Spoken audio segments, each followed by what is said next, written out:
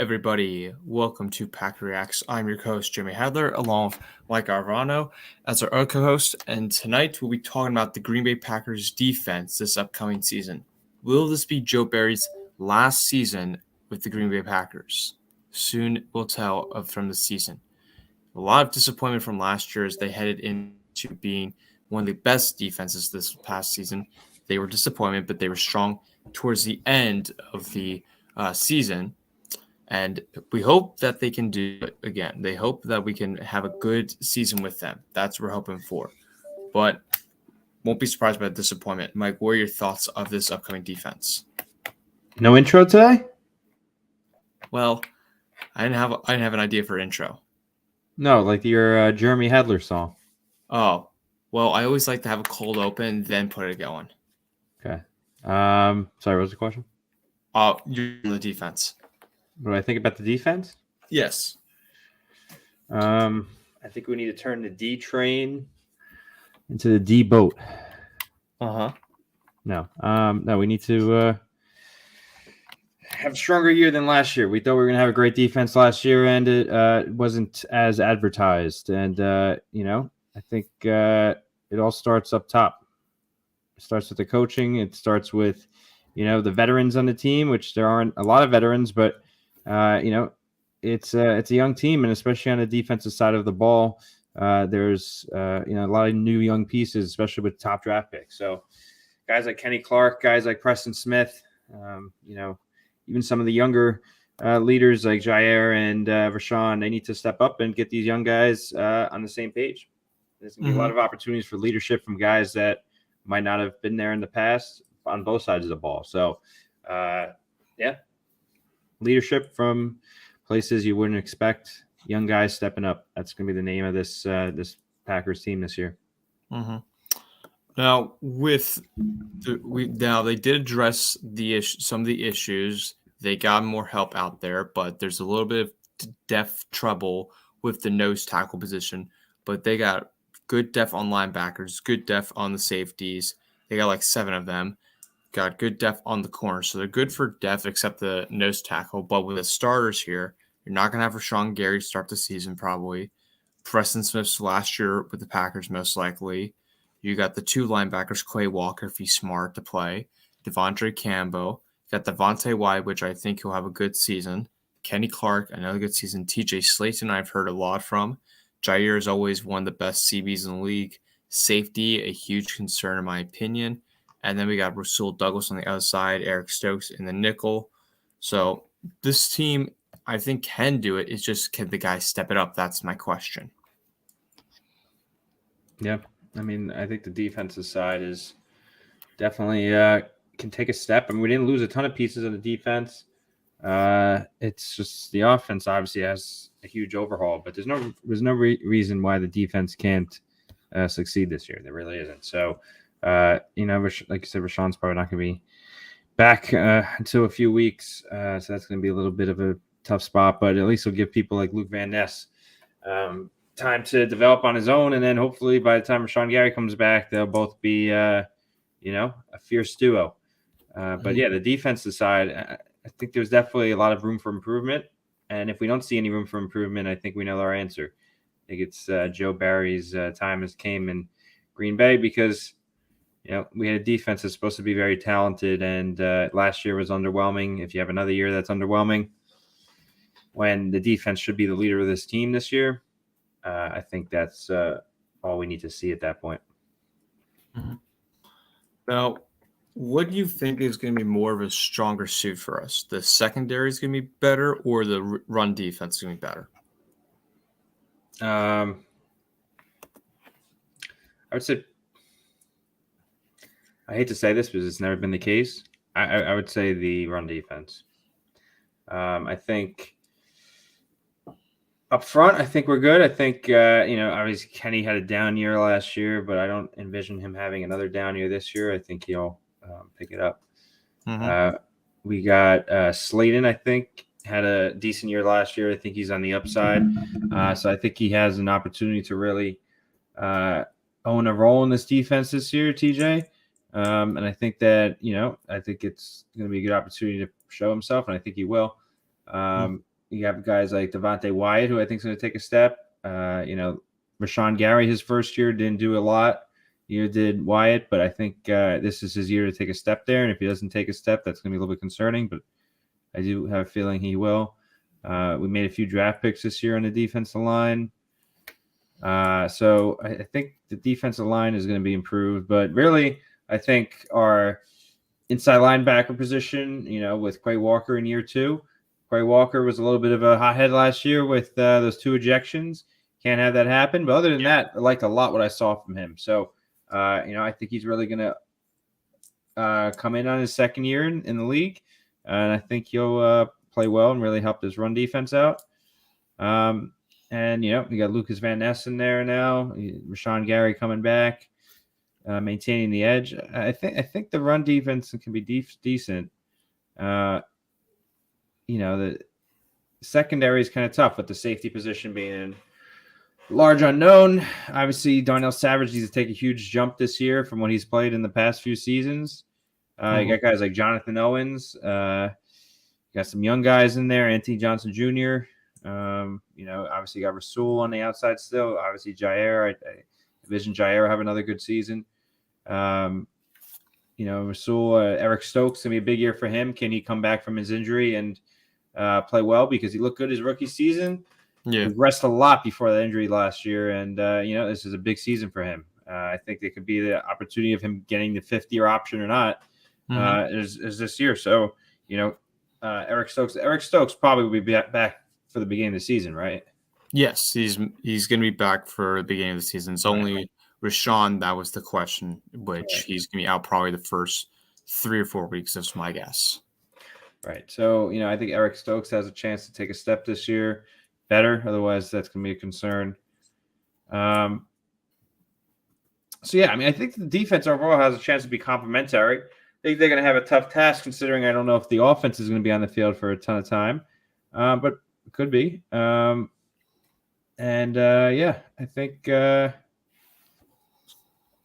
it's just about consistency from that side of the ball, good coaching, and the ability to stop in the red zone. I feel like we had a lot of issues last year with not being able to stop teams when they get in the red zone. And, we can't die by small cuts in this league. That's the whole point, is you give up big plays and try to keep them in front of you. But I think when you play 10 yards off the ball when 3rd and 3, that's not going to work 9 times out of 10. So, I get the mentality Joe Barry has, but I think that you got to mix it up a little bit. You can't play the same way, especially it's got to be situation specific. Can't play 3rd and 3, play 10 yards off. You just throw wide receiver screen, do a nice little button hook, first down, no problem. So you got to be situational with those moves. Yep. I think that's the main feedback I got. Mm-hmm. Yeah, look at the Packers schedule real quick. Is for the first 4 weeks, they got the Bears, Falcons, Saints, Lions. I only see 2 good offensive lines, so it won't hurt us without Rashawn Gary that much, even though we need him. The Bears and Falcons don't have a strong offensive line. The Saints have a couple guys that have some pretty good offensive line, and the Lions' offensive line is pretty good. So it's not that terrible, I would say, without the Rashawn Gary part for a couple weeks, but you would like to have him back. That's the goal here and there. But again, as Mike was saying with the red zone, that's a must, because they were good 2 years ago in that. And then last year, they weren't anything. They were just bad. So really got to address the red zone here. That's a big thing for me. Yeah. And on the flip side, the red zone on the offense too. I mean, last year we get to the offense, get into the 20, and then do nothing. When you get in the red zone, you got to stop them and you got to score. It's easier said than done. Obviously, if you need to score, it's going to be hard to stop them. They're trying to do the same thing. But I think this year the Packers with Musgrave and Tucker Kraft, they're going to have more options in the red zone. It's going to be tough. Jordan Love's got to get used to a compressed field. Obviously, when it's hard enough when you have the whole field around you. But when a compressed field, it gets a little bit harder as a quarterback. You got much more going on. And that's kind of where a lot of those pre-snap reads come into play. So I think that's going to be a real big area of development for Jordan. But the red zone is always important. We had the gold zone moniker when what's his name was here, Hackett. So the emphasis on the red zone, I think, is going to be critical, to any team's success, but really the Packers this year, because in previous years, the red zone's been a problem. It's been a problem, especially last year. 2 years ago, it wasn't as bad with the gold zone moniker and, all the emphasis that was put into it. And I think we kind of need that kind of treatment again. I think last year that went to the wayside and kind of saw it in the play. But, we didn't really have that big body target like a Luke Musgrave in the middle of the field to, maybe have a safety over the top on him because it's not enough just to put an inside linebacker on a big body tight end like that. You kind of see it in Kansas City with, Kelsey, obviously. You see it in, Philly, Baltimore, San Francisco, obviously with Kittle. Mm-hmm. When you have a, reliable tight end in the middle of the field, put him on the outside as well, it's a game changer because, you got a big-bodied, tall guy, and that needs a real defender on him. You can't just put a linebacker on him, and it takes another defender off another player on the field. So tight end, I really think, is an integral weapon to a football team. And as much as I like Bobby Tunyon, he's not going to be your guy. He's just not going to be your guy long term. He's had flashes here and there, and for an undrafted free agent, he was a great story. But it just kind of ends there. It's just he's not going to be the guy. He's not going to be a Kittle. He's not going to be a Kelsey. He's not going to be any of the top tier talents at that position. So I think Musgrave is raw. I think he is young, obviously young, but he didn't have a lot of production at Oregon State. So I think the Packers is going to be a new start for him. He's obviously got the skills, he's got the talent, he's got the body for it. So the question is can he put it together? Can he become a more polished player? And that's up to the Packers coaching staff. Again, we've said it and we've said it again. This season is a huge test for the Packers coaching staff. Yes. Right? You don't have a MVP, four-time MVP quarterback as a Super Bowl MVP quarterback as your backstop anymore. That's it. If you don't have the catcher to catch the ball, it's going to go as far as it rolls, right? That's it. There's nothing to stop it anymore. So the question is can the catcher catch the ball? And, in our situation, the catcher is the coach. Can the coach get our team up to speed? Because we got a young team. They're not used to the NFL. The only, common denominator here, other than some of the handful of, veteran players that are probably on their way out anyway, right? That's the other thing. Like, there's no ownership in this team from veteran players. Yeah. I think most of these guys know this is probably their last season. Like you had mentioned with Preston Smith, David Bakhtiari. Yep. Aaron Jones. Aaron Jones, right? Even though I don't think Aaron Jones will be a problem. I think he'll have ownership because that's just not his personality. But you already see it with David Bakhtiari, calling the Packers they and all that stuff. Preston Smith was saying something about he wants money to sell his number. You just kind of see the writings on the wall where these guys know this is their last season. Am I going to say they're going to phone it in this year? Not necessarily, but I don't think they're going to go out of their way either to, help some of the young guys that maybe they would have in prior years. There's no veteran presence in the receiver room, no veteran presence in the quarterback room at this moment. There's no veteran presence in in the tight end room, right?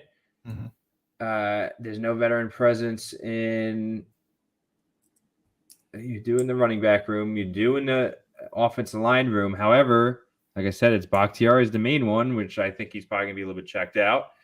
There's Jenkins. Elton Jenkins, but he's fairly new to the league. What is he? 4 years in? He got drafted the year after Love, right? So it was the year before. 3 years, I think. Yeah. It was the year before Love. Yeah, year before Love. Got it then. All right. So, or was it this? No. Second round was the Jenkins one. The next year was the Love one because the 2019. Right. Okay. Those are Sean Gary's. So then he's his fifth in the Rashawn Gary. So this is the 5th year. Right. So so that's on the offense. Obviously a pretty young offense, and that's a lot of our concerns. On the defensive side, you got Kenny Clark. He's 27. Yeah, he's gonna be 28 by the season, so he's young. But he's got the veteran presence because he's been there for quite a bit of time at this point. Jair, obviously, you got Preston. You got Rasul, Devondre Campbell. Yep, that's another veteran presence. Outside of that, I can't think of, unless I'm missing somebody. I mean, if you want to put there's not a lot of veterans. If you want to really put Nixon out there. I mean, I wouldn't really call him a veteran. Maybe a little bit, but he's definitely not a veteran to the Packers. Yeah. So, I mean, this is a young team. This is about as young of a team as you can get. Yep. And that's why I said the leadership's got to come from unorthodox places. Guys that are maybe rookies. Rookies can have a leadership role in this team. Look at a guy like Aiden Hutchinson last year had a leadership role, I would say. Was all over the field for the Lions as a rookie. Justin Jefferson, I could say, has that leadership role. Just trying to think about some other young guys. Obviously, quarterbacks, if they play, they have to have a leadership role. But it's just the door's open for anything here. Really, it doesn't matter who you are. As you have a access card to 1265 Lombardi, you can make a difference. Seriously, like there's no stepping on anybody's toes here. This is all hands on deck. We're probably not going to succeed. So the cream is going to rise to the top here. That's really what it is. And it depends. Do we have the guys that are going to take the initiative? You guys that are going to, go out of their way to plan team events, talk to the media, talk to fans, come on to podcasts, stuff like that. This is all opportunities that these guys have. Mm-hmm. And if anyone wants to come on our show, please reach out. But look at a guy like, let's just talk about this for a second, right? Okay. The ability of podcasts or like YouTube to make a brand of an NFL player. I was actually thinking about this today. So big news came out yesterday. I don't know if you saw this. Pat McAfee's selling out to ESPN. Did you see that? I saw a brief of that. I didn't read the whole story, but I know the big picture. Right. So, he's going to be on ESPN. He says he's going to keep creative control. And the only thing that's going to change is they can't curse, because it's on television. Yeah. So that's his story. Is that what's going to happen? Not really. It doesn't work that way, I'll be honest, because when you have these big companies in, things get very political. You have a lot of people, a lot of voices at the table. There's regulations. You have the FCC involved now. It's not just a YouTube show anymore. They're on TV. They're on radio. In order to do that, you need to get regulatory approval. We can't just start. We can't. If we wanted to go on cable, right? Start PackReacts on cable, they'd say, no. You have to spend a lot of money in regulatory. You have to get a channel. It's not that. That's why YouTube is great, right? YouTube is democratization of talking like this. And, we could say whatever we want, really. I mean, obviously you want to say things within reason. You don't want to mislead people, but there is no regulation here. No one's calling us up from the government saying, hey, Jeremy, hey, Mike, what you said there was inappropriate, and we're going to have to take you off because we have to protect the children. That's not a thing. It's the internet, right? Yeah. There's a lot less regulation here. So anyway, so he sold out, right? Yeah. But what comes with that? A lot of money, right? And a lot of opportunity. So he left the NFL fairly early in his career, kind of like Tony Romo. He didn't have to retire because of his age, because of his athletic ability. But because he had opportunities elsewhere in football or elsewhere in media. And I think it goes to show players have a huge platform as an NFL player to grow their brand outside of the NFL. Mm-hmm. And, you might see people retire earlier if they have a brand and they have an following in addition to just their football thing. So, we have some examples of it here, like Kurt Bankert, right? Yep. Not a great football player. Nothing against Kurt, right? But he's not going to be an NFL starter anytime soon. No. Not to put anything against him. He seems like a great guy, but not going to be an NFL starter. Me neither you. So nothing against anybody. But what he did is he spent a lot of time and a lot of effort, one in gaming, but two with fans on NFL. On Packers Twitter, on YouTube. He had a show with Tom Grossi. Mhm. He retweeted my post about him in Twitter. He's engaged people, right? He saw an opportunity. This is my, 2-3 years of fame. Let's go all in, right? The NFL stands for not for long, right? But what can be long is the reputation and the following you build during the time you're here. If you're a lower tier player. So I think stuff like this is a great opportunity for some of these younger players to get known. I think so, right? If let's say the undrafted free agent, Jeremy, like the last undrafted free agent they got, it's probably going to cut tomorrow, right? Yeah. Reaches out to you and says, "Hey, we would like to come on the show." Are you going to say no? I allow him on. Right. So, but if he goes to ESPN and says, "Hey, I want to come on the show. I'm some guy that's probably going to get cut tomorrow," they probably won't even return his call. No. Right. So some of these younger guys, they really have a huge opportunity by coming on here. And we have an opportunity to reach out to them. We probably should do that. And try to tell some of these players' stories, because that's actually a good segment. We really should do that. And if they don't want to respond, they don't want to respond. But I think it's a missed opportunity because, that's how you could become beloved in the fan base and not really play. No one would have beloved Kurt Bankert if he didn't go on this thing, right? He would have just been another guy. So that's important. And, that can also create opportunities elsewhere. Like you saw Tony Romo, you saw Pat McAfee, you saw, even Kurt Bankert, right? He had a following behind the XFL. Yep. XFL is looking for viewers. If you have a following, any following really, I'm going to have you on my team because people are going to watch for you, right? If you're going to watch for you, that's going to help the XFL. Even if you're not that good, we just want viewers at this point, right?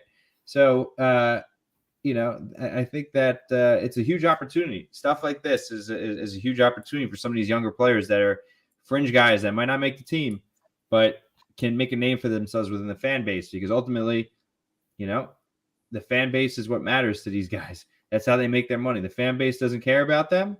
They're just going to be another guy on the team, right? Yeah. We care about the Packers. We're not a fan of each individual player. We are, right? But ultimately, we're Packers fans.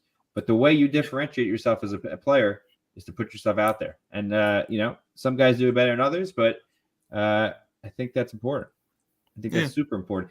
And then, this is the time to do it, because right now, the fans are an open book. We'll be a fan for whoever shows up. We're not. Do you have a jersey of any of the players on the team right now? Let me think here. Well, off my jersey, but my brother, yes, he has Mitchell Douglas' jersey, but I don't technically, because I had Clay Matthews, I had Aaron Rodgers, I had Zadarius Smith, I had Devontae Adams. All right. I have Jair Alexander. He signed it, so I don't really want to wear it that much. But other than that, I don't. Bakhtiari too. But in terms of these younger players, I feel like I'm not making any jersey. I saw a post on the Reddit about Packers jersey, advice or whatever. I'm not comfortable buying any jersey right now because I ain't either. There's too many unknowns. It's not a stock where you want to buy low and get in high. It's a jersey, right? So, maybe some of those football cards that your friend collects, maybe you get some rookie cards for some of these young guys. But no, I wouldn't be in the market for a jersey, man.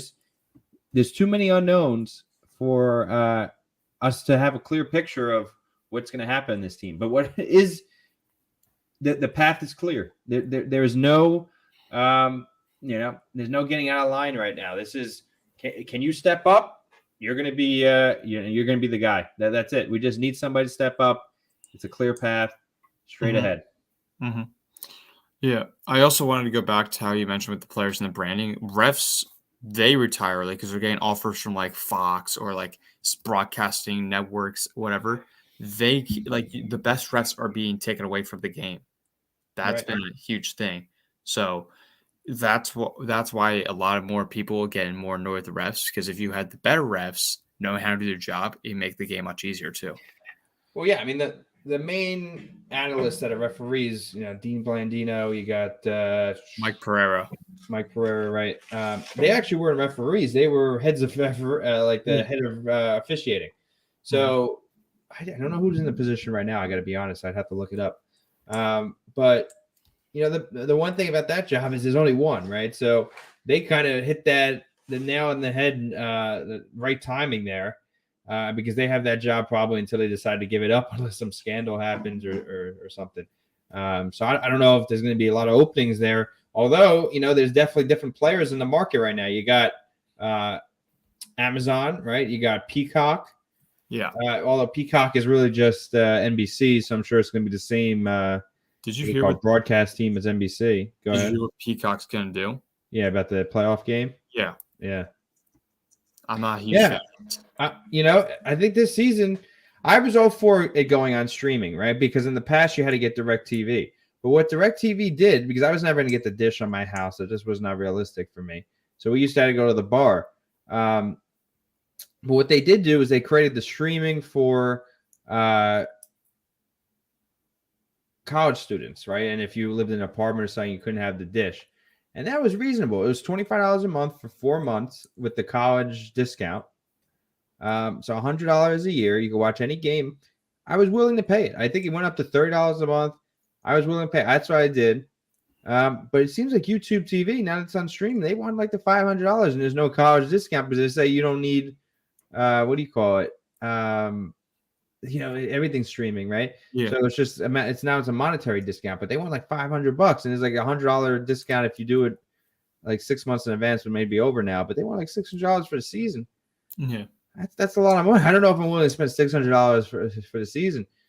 So I think we're gonna all revert to. I don't know did you see the Tom Grossi short when he was he saw the Peacock thing? The Peacock. No, news? yeah, I see that. You should watch it. He's a fan. He goes. The title's an NFL fan reacting to the Peacock announcement. Okay. And so it's in the beginning. He sees the tweet come up about it. He goes, "Oh, whatever," and then it goes further and further. And I think at the end it starts to show that it's only going to be available if you are a subscriber to Peacock. And at the end he has like a pirate hat on. He starts to get more pirate stuff on. And at the end he gets the full pirate hat on and like eye patch or whatever. He's like, "Oh," so he means like NFL fans are going to become piraters now because. I don't think we have any other choice but to go on buff streams or some of these things without spending $600 at this point. Exactly. It's not reasonable. I'm not doing that. I ain't doing it either. I mean, so I hope these streaming platforms don't come down that are free because I don't know. We might have a trouble watching the Packers. Well, one person says in the chat here, Mike Phillip says you can get Sunday Ticket now on YouTube this year. Right, but what do you call it? Is that your friend, by the way? No, he's just a follower. He follows the channel of Packers stuff. I do. Okay. So anyway, I think that DirecTV. Well, obviously it's not called Sunday Ticket anymore. I think it's just called the YouTube package. Yeah. But I mean, it's got a better name than that. I don't know what it is. But anyway, so. Right, it's streaming, but the price is $600, right? So it's not that it's any different than what it was paid before on DirecTV with the streaming platform. I mean, obviously, it's probably going to be different back end, so it might perform better or worse. We don't really know yet. But the pricing package, what I was interested in, and it doesn't seem like there's any breaks. And if there is, Philip, please let us know because I'd be super interested if it was like $25 a month. But for $600 for a season, that's 6 times what it was. What I was paying, that's kind of crazy. So it sounds like we're gonna get our pirate hats on, and if it doesn't work that way, then we're gonna have a problem. But it's hard. They've tried to shut down these streaming sites. They're all hosted offshore. I hope we don't get flagged for promoting them. But no, we won't get flagged. It's what do you call it? It's just they got to be reasonable. $600. That's unfair. It's unreasonable. These guys make enough money. At the end of the day, a lot of fans they're not rich, this is America's game, and I just don't see it. I know there's primetime games, but Monday Night Football got to pay for cable, ESPN. That's not cheap. Games on Fox and CBS are technically free, but it's only your local game. I get charging something, but I think something like $25 a month, like a WWE subscription, right? They pay-per-view $70 for a a pay-per-view event, right? That's not really reasonable. $70 each one. There's like 10 of them a year. That's $700 a year. It's kind of crazy. But $10 a month, okay, that's reasonable. I could do that, right? So you pay something for it, but it's not unreasonable. It's unreasonable. Come on, they're still making money on the people going up to the game, right? Yes. They still get these huge TV contracts. You really need to charge $600 for. I mean, I know that it's not the NFL charging it; it's YouTube charging it, right? Yeah. Google. But the thing is, they're indirectly charging it because they're charging YouTube a ton for their package. So I don't know. It's just a tough thing. I don't know how DirecTV got away with charging $100 for the season to college students when a lot of them were probably not college students. But I don't know. I really hope they provide an alternative route because it's just it's hard to swallow $600 for a season. I'm not ready to pay that. No, I'm not either. It's not the best fit. Like it's ridiculous of like try to pay it, especially for us since we're not from Wisconsin. It makes a whole difficulty, especially like with global fans because there's Packer fans all over the world. Makes it a lot more difficult. I'm not want to pay $600 for that. Right. No, I agree. I mean, what ends up doing is it deters fans from other parts of the country or other parts of the world from being a fan of other teams. I think that's unfortunate. I really think it is because, like you said, you're from Pennsylvania. I'm from New York. It's not, NFL is a global sport, and they're trying to get games in other parts of the world, other parts of the country. In theory, different times of the day, like the Black Friday, different times of the week. Those are all good initiatives, but you don't want to to me, I don't want to gatekeep it with a huge price tag. It just that's going to stop people from becoming a fan of the game, not promote it. Like, here, we're doing this for free. We're not making a cent. No. In theory, could we be? Yeah, if we keep there's a thing there. But at the end of the day, it's always free. You want to promote people to watch, not stop them. Now, can you add add-ons and right? If you had like the Patreon levels and all that extras, sure, that's fine. No one's saying that it's bad to make money on your product if you put a lot of hard work and effort into it. But to limit the amount of people that will watch it because you put this huge price tag to get by it, I think in the long run, what that's going to end up doing is have a negative effect. I think you'll probably see some profits in the short term, but in the long term, it's going to have a negative effect. And I think that's unfortunate because I'm more than happy to pay. I've been paying $125 for the past 4 years on the DirecTV thing. So it's not the price. I mean, it's not the fact that I have to pay. Like, I'm not saying pay zero. It's about reasonableness. I don't think $600 for a season is very reasonable. No. But let's look it up. You add some thoughts there, and I'll look it up and see that. I want to see exactly what it is. Okay, so yeah, for me, I'm just not a huge fan with it. I mean, NFL's gained everything. They're the most televised sport of all time. That's plain and simple. They're America's game today. The reason they make more money is because it's like the greatest show of all time almost, where you have basically an episode each week and you don't know what's going to happen. That's what it's like. Whereas baseball, it's like every single day. Nobody is going to be watching 162 games. Even if you're a huge baseball fan, you're not going to be watching that. Basketball, there's a 7-game series, has 82 games. Same with hockey. The playoff series, that's best out of 7. Whereas football, 1 game and you're done. That's the thing. So that's how you see it there with the other sports where they have a lot more games. Football has the least amount of games and has better product on the field. One thing that is, I'm looking at it. I don't want to misspeak too, so maybe I'll call myself out for a little bit of fake news. It seems like they want $349. Mm-hmm. It's right now $100 off, so $249 for the year. But it's not just Sunday Ticket; it's also YouTube TV, so you get more on top of it. I mean, that's actually not bad. I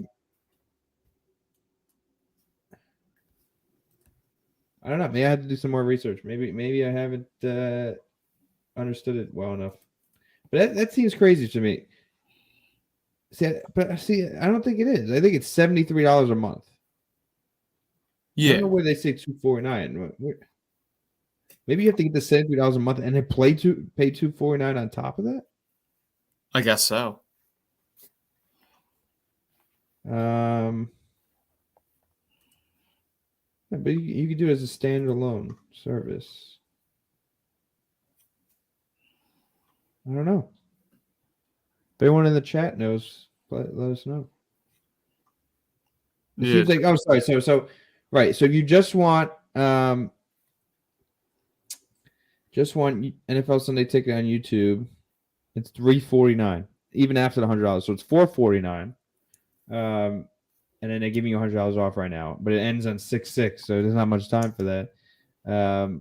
So it's $349, and then if you want the YouTube TV, it's $249, but then you have to pay for YouTube TV on top of it. That's what it is. Mm-hmm. Got it. All right, so that makes sense. So it's $249 plus $73 a month, right? Jeez. So I mean, but the thing is, you also get that's basically a replacement of your cable bill. Mm-hmm. So I mean, if you're interested in YouTube TV, then it works. Otherwise, it's $349. So it's $349. That's the answer. Mm-hmm. But if you don't get it by June 6th, it's $449. So they basically back to $500. I said 600, but about the 500 I was at. So that's a lot. It's a lot for the season. Yeah, that is definitely a lot of money. But yeah. Yeah. All right. Now, heading back towards the Green Bay Packers here, I want to get your thoughts here, as we already talked brief about this offense here. What are your thoughts on Samori Toure, where everyone is giving him a lot of love recently? They think he's done excellent in the program right now. They think he's going to do fine. What are your thoughts on Samori? Be honest, I haven't done a lot of, he didn't get a lot of playing time last year. I haven't done a lot of background investigation into kind of his college career. Seen a lot of the highlights. I mean, I know, from preseason we saw of him, he looked promising. But apparently I'm seeing that he came to camp this year. Well, not camp, it hasn't happened yet, but the off-season programs. Yep. Apparently in real great shape. He apparently has gained like 8 or 9 pounds of lean muscle. And people were raving about the way he, has prepared himself for the season in the offseason. So what that says to me is, this guy's a hard worker. He's got the right mindset. And, I think he's a 7th round pick, right? If I'm not mistaken. So, yes. Not necessarily high expectations from his draft position, but, definitely a guy that LaFleur and Gutekunst have always made sure that people don't forget about him. They talk about Christian Watson. They talk about Romeo Doubs. LaFleur is saying, don't forget about Toure. So, it's not like they do that for everybody. They definitely don't. You look at Amari Rodgers, you could see they weren't too happy with him. Look at a guy like Jamon Moore, right? Did he even make the team the second year? He didn't, right? Didn't they cut him after his rookie season? Yep. So obviously he's a good locker room guy. The coaches like him. I think that's very clear. So I think he's going to have his opportunities, especially in a room super young. Obviously, Watson's going to be number 1. Doubs probably going to be 2. Then you're going to have Reed, who apparently is getting rave reviews as well. Yep. I keep hearing. Right. So, he'll probably be your 3. But I think Toure is right up there with number 4. I mean, who are your other options at that point? You got the Wicks guy, right, that we just got drafted. Yes. You got the other guy they just drafted, Mo Belton, but he probably won't even make the team, Mo Belton. No, you got drafted at number 7. Grant 7th round. Grant Dubois, right? But I think he's going to be definitely behind, what do you call it? Reed. Toure. Yeah. Oh, he's definitely behind Toure, right? So I think it's going to be, this is what I'd say it'd probably be. Watson 1, Reed 2, Romeo Doubs 3. Really? Yeah. I think so. I think Reed's going to be number 2. You don't think Dobbs takes it more because especially where they kept saying he's a fast learner too? They kept saying that Dobbs last year. I loved Dobbs last year when Watson was hurt. when he came back after that injury, I think he took a step back. I think he also saw that there was definitely a discrepancy between the talent that Watson had and Dobbs had. So no, I don't think he's going to necessarily regress. But I do think that Reed probably has more upside. Okay. I think we probably got a little bit ahead of ourselves with Dobbs. Not a knock on him at all, but I think he's probably going to be like a number 3 option. Mm-hmm. I think he's going to be a very good number 3 option, but I think probably Reed has more upside long term. Not saying that he's going to be number 3 to start the season. I think probably Dobbs probably isn't the number 2 guy to start the season just because of his experience and knowledge from last year. But I think Reed has a real chance to overtake him probably in mid to late season. Yeah. Mm-hmm. And then the other news I kept hearing of like coaches keep encouraging A.J. Dillon to be more of an aggressor running back. Yeah, A.J. Dillon is one of those guys for me. I think it's going to be a big season for him on the field. I don't think that anybody has any complaints with him off the field. No. I think he's really became a fan favorite. He's really talking about, right, players have honed in on the online and, really making their brand for themselves. Number 1 is A.J. Dillon. Number 1. I mean, this guy, had to show on Cheesehead TV, right, for a season as a rookie, right? I think it was rookie season. Maybe it was a sophomore season. But either way, he didn't do it last year, but he did. That's big for him. He has a podcast. He's a new father. He's the mayor of Door County, right? What have you seen in Green Bay? The community, like the government of a community in Wisconsin, really wrap their arms around a player. I think he's really done a great job on that. Where I have some hold up is his play on the field. I got to be honest.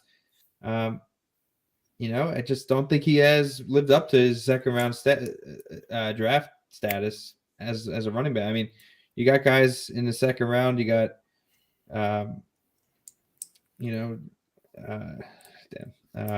Travis Etienne, right, in Jacksonville. You got, the guy in the Jets. What's his name again? Breece Hall. Breece Hall, right? I know Breece Hall just had half a season last year, but he got hurt. But that they're all top second round running backs, but really the running backs shouldn't really go until the end of the first, top of the second. So for an end of the second running back, mid second running back, that's a high pick for a running back. And A.J. Dillon did next to nothing his rookie year. Sophomore year, he definitely played better, and I thought he had a real great opportunity to, help us late in the season and in the cold. I think he did play that role for a little bit. And in the NFC Championship game, I think he definitely had the opportunity, but then he got hurt. I think he was playing it in the first half. In the second half, he got hurt on that punt return or kickoff. Yep. And, I think that really hurt us. I think that could have been the difference in the game if A.J. Dillon was in there. But, last year, I really didn't think he was that good.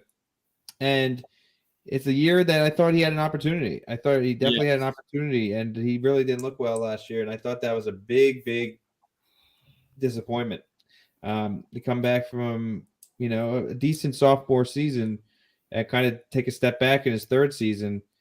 And I really think that if he doesn't have a big year, I would just let him go. I hate to say it. I just don't. If he can't have another good season, basically he's been a bust since they drafted him. Not online, all that, but on the field. I mean, do you disagree?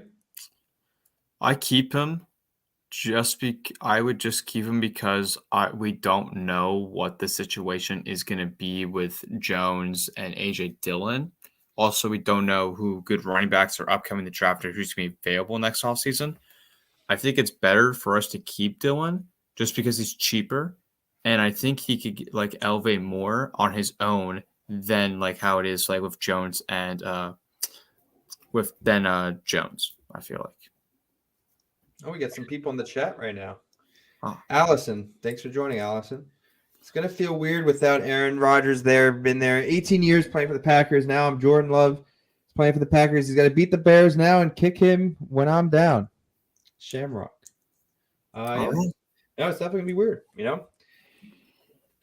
Jeremy, that's all you've seen is Rodgers, right? Do you even remember Brett Favre?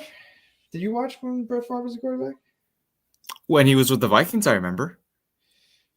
Bro, yeah, there you go. I remember that. No, because the first time I really watched football was when the Packers were in the postseason back in 2010 with my dad. That's the really only time I remember watching football with my dad. I don't remember seeing Brett Favre in the uniform. I mean, I remember a picture that my dad and my sister are with and are on the couch, and both my sister and my dad are wearing Brett Favre jerseys. Right. And that was that's what I remember. No, I mean, I don't know how old Allison is in the chat or anybody else in the chat, but I'm 27. I do remember Brett Favre, but not towards the back end of his career. And Rodgers has been our guy. We've had the season with Brett Hundley, right? That wasn't fun. Yep. Rodgers has gotten hurt before, but you haven't had no horizon. We had Matt Flynn, right? Even though we had that great Week 17 game with him, they got him paid to go to Seattle. But like Allison's saying, you went from Favre to Rodgers. Now we got Love. So is it going to be a seamless transition for the third time? Hopefully. Is it going to be? Not necessarily. I think it's going to be interesting, and we got to hope. But it's hard. It's hard to go back to back MVP Hall of Fame quarterbacks, and they get better. I mean, you went from Favre to Rodgers. That's definitely a step up. I don't think there's anyone denying that was a step up. So are we going to make another step up? Probably not, but maybe. I mean, you could make the argument, too, of Mikowski, Favre, and then Rodgers. Because Mikowski went down, but Mikowski was a Pro Bowler during his time with the Packers right towards the end before the injury. Oh, yeah. I mean, he could have definitely been a decent starter in this league. He definitely was on the up before that injury, and then Favre came back or he got in, and he never really gave up that role. Mikowski, did he ever go to another team? I don't think so, right? I don't think he really could play. No, I think that was that's before my time. So if anyone in the chat knows, please feel free to. I did see a documentary about him, though. Oh, wait. Magic, right? Is that his name? Don, the Magic Man?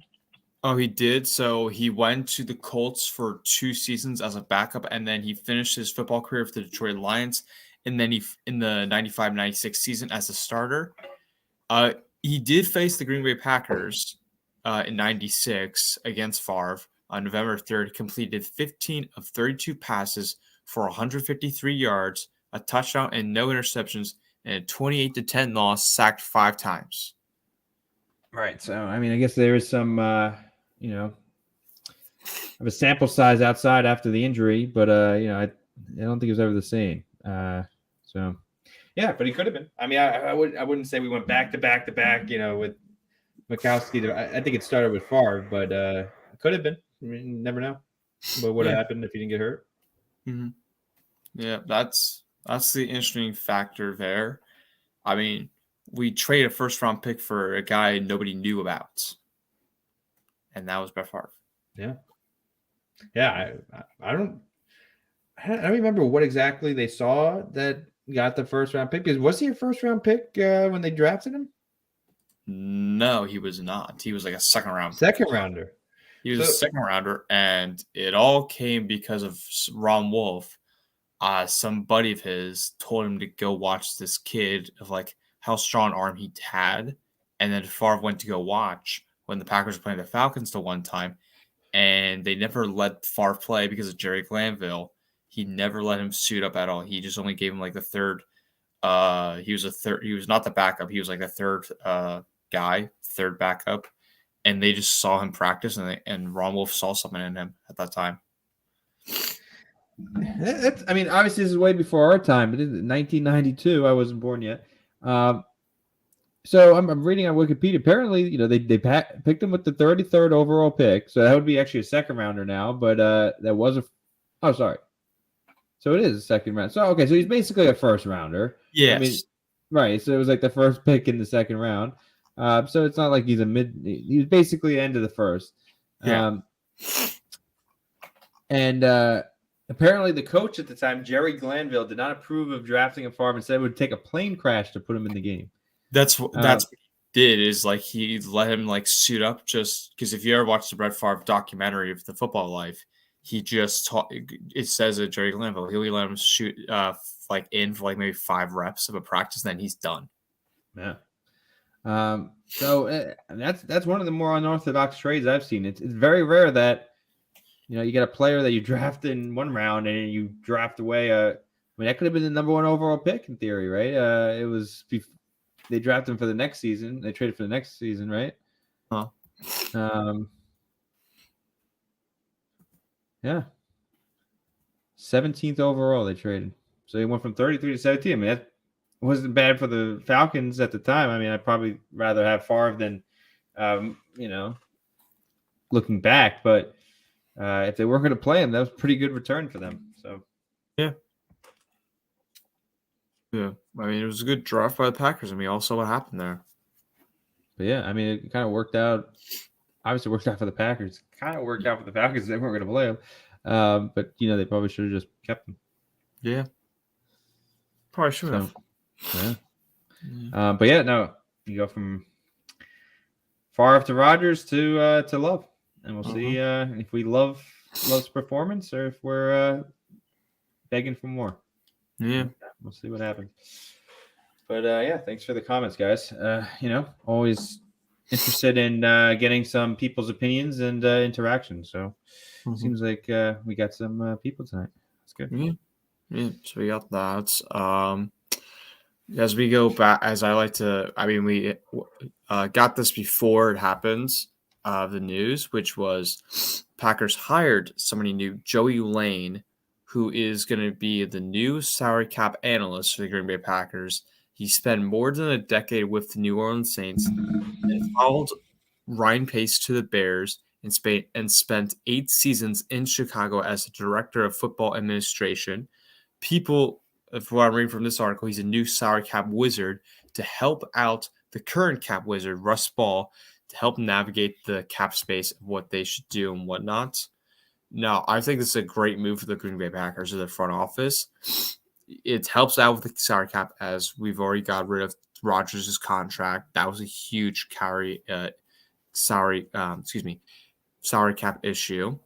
But with this now, it gives them more flexibility, and now we get to see what other moves could be playing in for the Packers of the cap space wizard or the salary cap wizard. Yeah, you had brought this up before we went on air, and I actually didn't see it, but interesting. I mean, he has the analyst title, right? But he's been in the league for quite a bit of time. Usually analyst is for people that are younger. You have Russ Ball, so I don't know. Maybe Russ Ball is looking to retire, and they're trying to get somebody else. That could be a possibility. So maybe they're trying to groom this guy up for when Russ Ball, in theory, retires. I don't know how old Russ Ball is, but he's it's possible. 63. Right? He's getting up there. Yeah. So that could be the theory there. But, obviously, if it's just another guy in the room, I mean, the salary cap's an important part of this game, and they took him from the Bears, which is good news. But yeah, I mean, not much I found online about him, but, welcome to Green Bay. And, it could have been the opportunity to hire Ken Ingalls, the Packers salary cap guy on Twitter, or me. I could have done it too. I could learn the salary cap pretty good. At that time, it's really an Excel job. And, you saw my Excel work. So yes, we Packers did. could give me a call up. I got to start.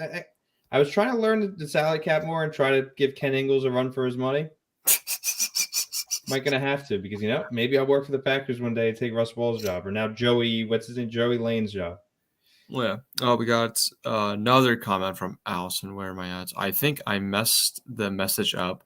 Jordan Love # try and keep the streak up by knocking the Bears down and kick him down.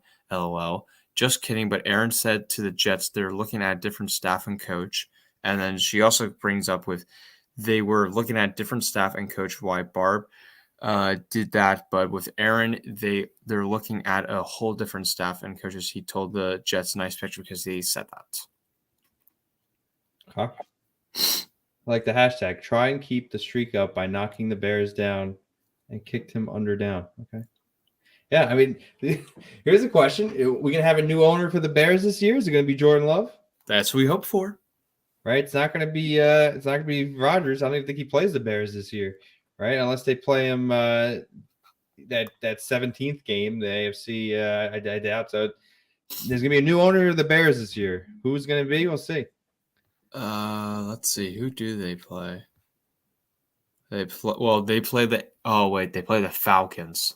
Is that the 17th game? That's the 17th game because they play the NFC East. Mm. Dang. That would have been nice. Yeah. When do we play the AFC East? Next year, right? So we'll play Rodgers next year. Yeah. I bet you Rodgers comes back next year just to play the Packers. I guarantee he will. And it's in Lambeau, right? Oh, no. Actually, I want to know. 2024 Jets versus Packers. I honestly wonder if that would be a whole. I mean, it could. Yeah, it is. Okay. Wait, sorry. 2024. I wonder if it's going to be away or home. I know they play each other. I just don't know if it's going to be home or away. I don't know that.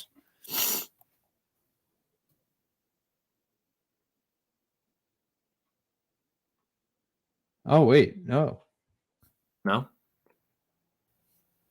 So they do play the AFC East as the 17th game next year, so it could be. But they play the South. They play the South next year. Oh, Sorry. okay. Sorry about that, guys. I was wrong about that. So Fake 2025, I guess they play? Well, hold up. No, not even. Wait, 2020 was the AFC South, so that's 3 years down the line. Then 2019, that was the AFC West, 3 years down the line. Oh, yeah, but they play them this year. What am I doing? No, it's 4 years later. We don't know what we're talking about, Jeremy. I think they should shut us up. We don't know what they're talking about. Let's get censored. Let's censor ourselves. They played them this year, right? They played the East, both the Jets and the Giants this year. Yeah. Yeah, so it's possible that they play the Jets, but they'd have to have the same record. Same. We come in first, they have to come in first. We come in second, they have to come in second because we could play the Jets. And if we do, just so we get this down right, it would be seasons 2023. Sorry, 2024. This year's 2023. AFC Lambeau Field. So it'd be in Green Bay. So it'd be a Rodgers reunion in Green Bay. It wouldn't be in New York. So that would be a good game to watch. Yeah, I mean, imagine the ticket prices of that one. I'll be selling them high. I'll be selling them high tickets. Oh, right, because you have season tickets. Exactly. How many tickets do you have? One? Just one? No, we have two. Well, actually, wait. Two for with the Milwaukee Golden Package deal because it comes with two. Should we technically have one like where we usually sit? Actually, no. We have two seats where we usually sit, but it comes. I forget the whole deal. I forget. I think it's like a whole thing with a Golden Package deal. You have to look it up. Anyway, we have that, and then we got one ticket on the 50-yard line. So 2 or 3. Sorry. Yeah, it's 2 or 3. 2 or 3. I have to look back in the Golden Package thing. It's like a whole big thing because it's like when they were playing in Milwaukee, they go up to like that's how it was because they want to be nice to the folks in Milwaukee. They gave them the Golden Package, so it's like treated like a Milwaukee game when it's the Golden Package week. Yeah, I mean that's going to be talking. That might be the most expensive game in Green Bay ever. Yeah. I just think it's probably going to be cheap. Walk-in price is going to be $600. But all right, we got some more comments from Allison here. Thank you for joining. Aaron told the Jets, nice picture, but where to individual people you have to trust me. It was laughing because someone asked Aaron something about dragon. He said, dragon, I am the dragon. I didn't hear that, did you? No, I didn't hear that. Okay. He's going to go through the whole NFL and say the whole NFL team, and when they play the Bills ain't going to want to come out and play the Jets are going to be so dangerous. Well, I don't know about that. I think the Bills have a chance to win the East. I really think they will. I think Rodgers is going to make the Jets better, but I still don't think they're going to win the East. I still don't think that they're going to come out of the AFC as the champion to go to the Super Bowl. I think the AFC is tough. I really think so. I said wild card contenders. That's the best I'm giving them this year because You got to deal with the Chiefs, Bills, Bengals, Ravens. That's 4 teams right away. Chargers, you can make the argument of. The Jaguars, of course. So it's like the second or last wild card I can see for the Jets. That's about it. And we don't know what the Browns are going to do too. Because we don't know if Deshaun Watson's still there. I mean, being good. Yeah. Allison says, I think Aaron Rodgers still being there. He wasn't done with football. Well, I mean, he said he's not.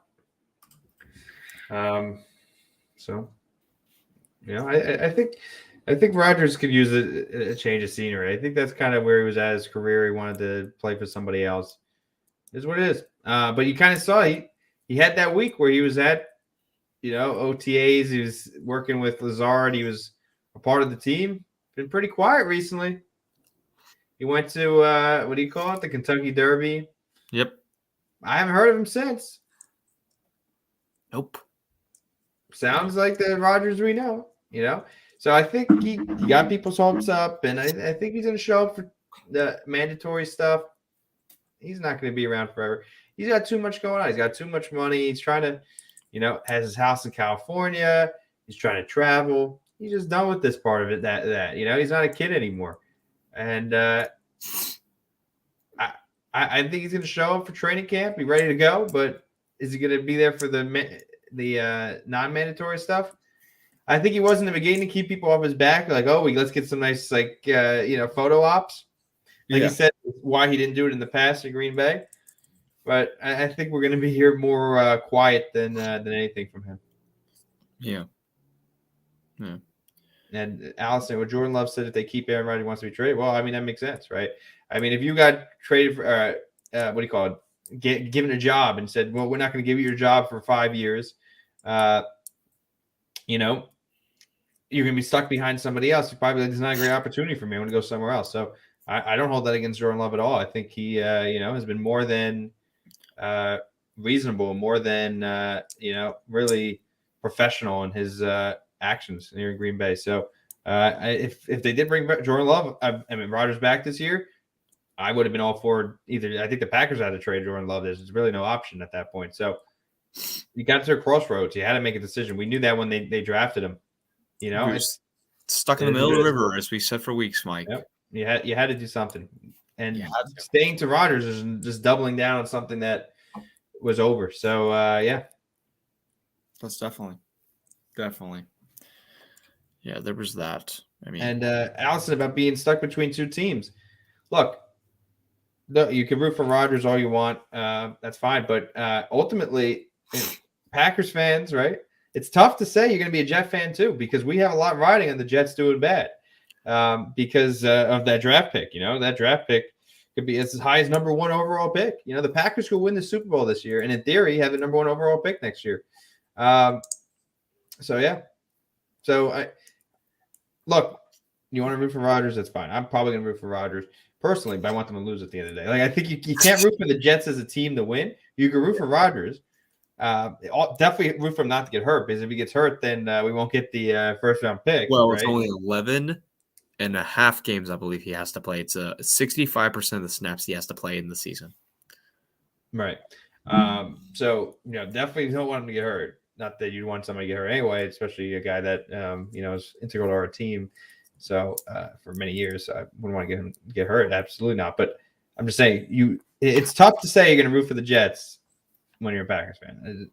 I think that it's kind of a binary choice because of that draft pick. I mean, a Packers fan should not be rooting for the Jets. They can root for Rodgers to play decent, but to have them win at the end of the game,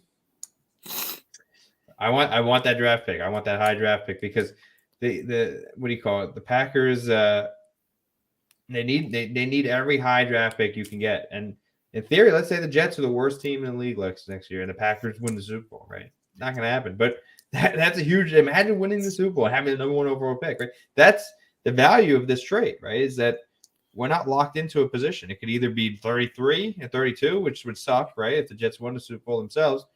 Or it could be 1. It could be anywhere on the spectrum. I think it's probably going to be somewhere in the playoff teams picks, but it very well could be the other way. Yeah. So, I would root for the Jets to implode. That's just me. Yeah. And nothing against Rodgers. There's really nothing against Rodgers. It's all for that draft pick. Well, yeah, because we talked about this weeks ago of like your whole model of the trade, and it's like the only way the Jets win is because of the Super Bowl. That's the only way that they possibly can win, really, of the deal. But with the Packers, they need that pick, and I would really like if the Jets are very bad next year, and you get a top 5, top 3 pick next year, which I doubt is going to be the occurrence. But if it were the occurrence, there's one guy I really want, and that's a wide receiver, son of Hall of Famer Marvin Harrison. I want that guy for the Packers. Bring me him. JSN, sure, he would have been nice, but this guy's a whole lot better than JSN. Whole lot better. So that's who I would, if the Packers are going to get a very high pick, that's who I want them to get next year. So that's what I'm really hoping for. What's his first name? Marvin Harrison Jr. Oh, yeah. I knew, I didn't know he was a junior, so that's good. Yeah. He's projected to go like number 2 or number 3 overall, like something very high in the top 5 pick. Right. I mean, that's who I would go. So, yeah. That's where I'm really at with them. But, yeah, I mean, the Packers defense, as we've mentioned before, as tonight, hopefully gets better. I mean, there's veteran presence in there. Their young guys are going to step up even with Rashawn Gary out. Offensively, we're going to go through the annoyances with Jordan Love sometimes, but we're going to see if he progresses. This is going to be testing for the coaching this year. We get to see what Jordan Love has in him. Hopefully he does well. As we mentioned before, hopefully we get something good out of him. If he's solid, then that's a great sign for us. Yep. I agree. So, yeah. All right, Mike, do you want to wrap up the show now? Yeah, I think so. Not a ton to talk about right now, but little tidbits of knowledge here and there coming out of the Packers sphere, and definitely stay with us. I think we're gonna have a lot of good news coming up. It's gonna be an interesting season. And we're gonna have for the podcast. I think it's gonna be a great season for us. I think we're really gonna have a lot to learn, a lot to improve on in terms of this. So thank you for the the 2 new viewers today, Philip and Allison. I think these are genuine viewers here, so thank you. We appreciate it.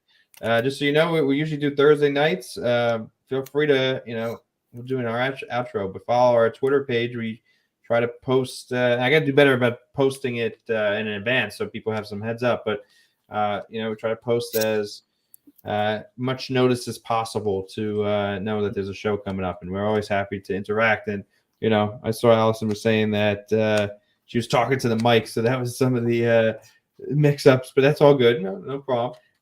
We like the engagement, no matter what you have to say. So whether it be negative, if you're a Jets fan, or it sounds like everyone here tonight is a Packers fan, but Jets fan or a fan of another team, we'd like to hear it because look, at the end of the day, we're all NFL fans. We're all fans of the same league at the end of the day. So it's all friendly competition. Yes, and we've had people on before from different sports teams, like the Browns fans we've had before. Oh, yeah. And if you're a fan of another team and want to come on the podcast, definitely reach out. We love having guests, and, we got to expand our guest pool. Yes. I think it's really interesting. One of the things, or the real reason we started this podcast was to get other people's, stories up about how, they became Packers fans or how they became NFL fans in general, kind of what makes their fandom unique to themselves. And that's stuff that we really got to dive into some more in the season. So, if you're interested in that, feel free to reach out. All right, Mike, where can the people find you as always here? They can find me on, main. I would follow the podcast, the PackReacts podcast on the good old Twitter. That's it's the best place to find out about the podcast and interact with us here live on YouTube. If you want to follow my personal account, it's down at the my handle below at Arvo15, also on Twitter. That's really the main platform I use. I also have a Titletown Memes account on Instagram.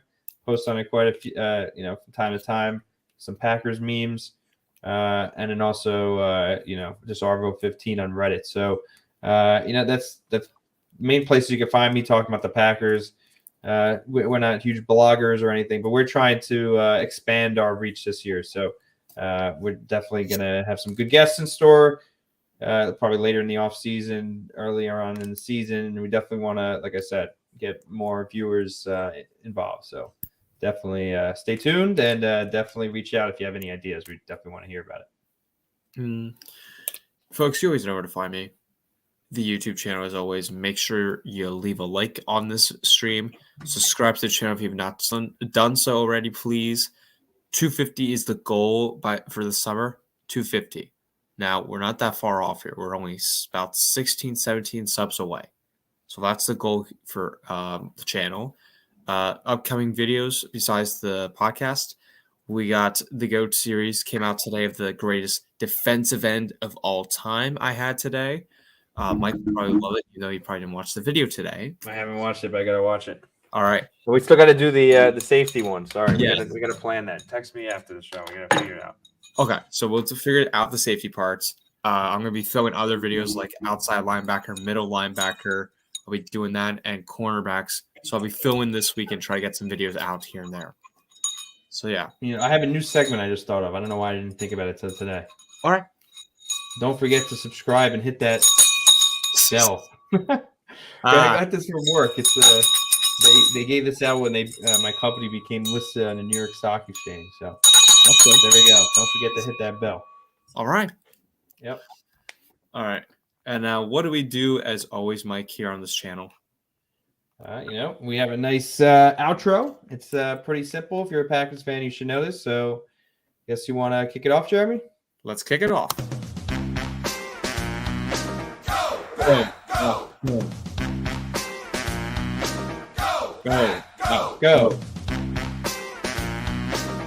Go, Pack, go.